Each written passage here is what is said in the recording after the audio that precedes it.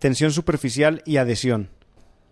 En esta animación vamos a estudiar cómo se produce la tensión superficial en un fluido y la adhesión de un líquido a superficies sólidas.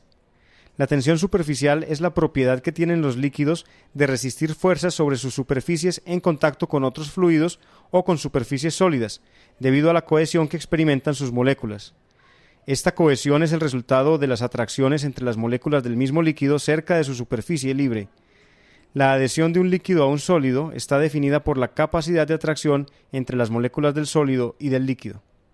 Para entender la tensión superficial, imaginemos que cortamos la superficie del fluido en una sección longitudinal L.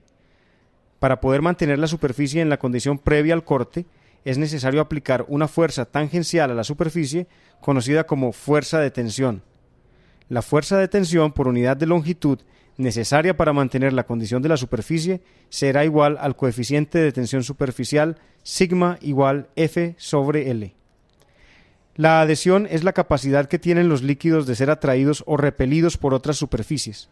La capacidad de adherirse es producto de las atracciones o repulsiones eléctricas a escala atómica entre las superficies, conocidas como fuerzas de Van der Waals. Cuando un fluido se adhiere a una superficie sólida, genera ángulos de contacto menores de 90 grados y se dice que moja la superficie.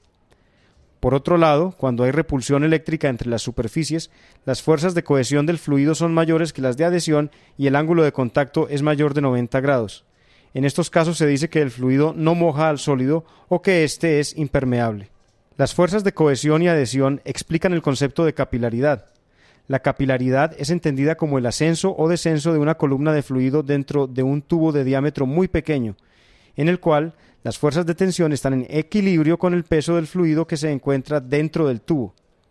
La fuerza de tensión superficial hace que el fluido ingrese dentro del tubo y asciende a una altura h, que es la que determina el equilibrio con el peso del fluido que se encuentra dentro del tubo. Hemos visto así cómo la tensión superficial y la adhesión son propiedades que explican muchos comportamientos de los fluidos en la naturaleza y que tienen variadas aplicaciones en ingeniería.